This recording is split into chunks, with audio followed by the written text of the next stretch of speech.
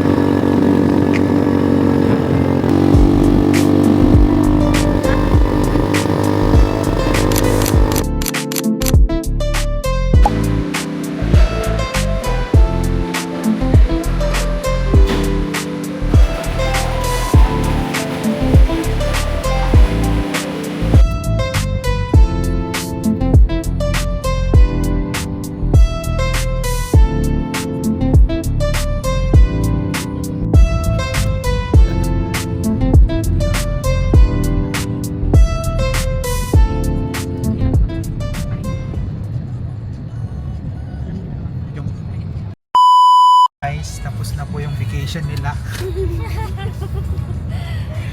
Lag na siya. Babalik na po tayo ng Bulacan.